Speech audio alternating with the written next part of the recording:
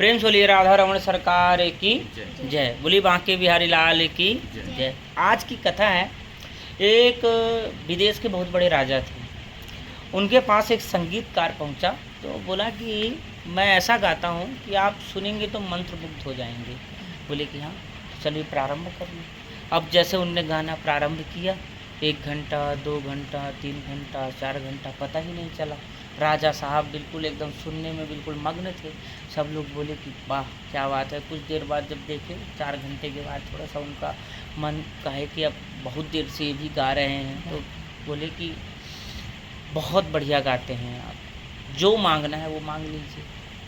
तो उस व्यक्ति ने कहा कि आपकी जो इच्छा है आप दे सकते हैं, मैं अपने से कुछ नहीं मांगूंगा।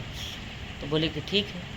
तो उसका जो साथी था तो वो बोला कि बताइए राजा साहब आपसे कह रहे हैं कि जो मांगना है मांग लीजिए, और आप कहते हैं कि आपकी जो इच्छा है दे दीजिए। तो बोलता है कि देखिए मैं अपनी औकात के अनुसार मांगूंगा, ठीक है। मैं देखिए हमारे जीवन में क्या है, हमको जैसे कि जिसके पास साइकिल नहीं है तो सबसे पहले वो कोशिश करेगा कि भाई मेरे पास साइकिल आ जाए तो काम हो जाए, ठीक है। इसके बाद जिसके पास गाड़ी नहीं है वो गाड़ी की इच्छा करेगा, जिसके पास कार नहीं है वो कार की इच्छा करेगा, जिसके पास घर नहीं है वो घर की इच्छा करेगा, ठीक है। लेकिन कहते हैं कि अब मैं अपनी औकात के अनुसार से मैं क्या मांग सकता हूँ, गाड़ी घर खाना पीना बंगला, इतनी बस चीज़ें मांगूंगा। लेकिन कहा जाता है कि वो राजा की पर्सनालिटी क्या है, राजा रॉयल मतलब राजा, कहते हैं कि राजा का जो देने का उसकी वो अपने औकात के अनुसार से देगा, जो वो अचीव कर सकता है ना। तो वो मैं मांगूंगा तो बहुत कम मांग सकता हूँ, क्योंकि मेरी औकात मेरे को खुद पता है ना। लेकिन जो राजा दे सकते हैं वो कुछ भी दे सकते हैं, है ना।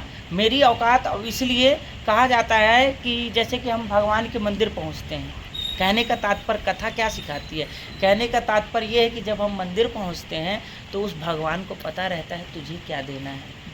तुम जो अपनी पुरानी लिस्ट घिसी पिटी लेके जाते हो भगवान के पास में, वो कुछ नहीं समझता। वो भगवान को जो देना होगा वही देगा।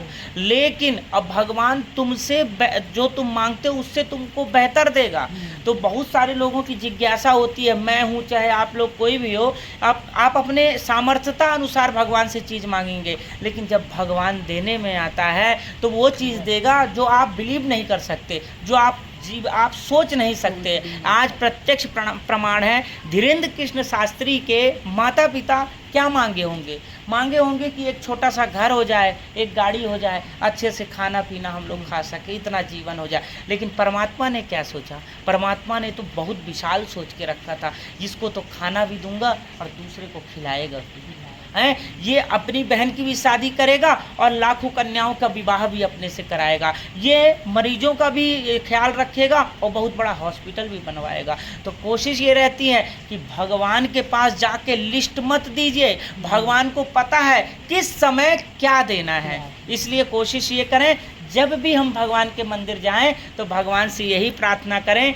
जितना दिया मेरे सरकार ने उतनी तो मेरी औकात नहीं, वो तो फक्र है मेरे बाबा का, ऐसी मुझ में कोई बात नहीं। हमको भगवान ने जितना दिया है बहुत कुछ दिया है, और जितना भी देगा वो भी बहुत कुछ देगा। तो कोशिश ये करें, हाथ जोड़ विनती करूं, भगवान से यही प्रार्थना करिएगा, आपने जो दिया बहुत कुछ दिया, इतना सुंदर शरीर दे दिया, इससे बढ़कर क्या होना चाहिए।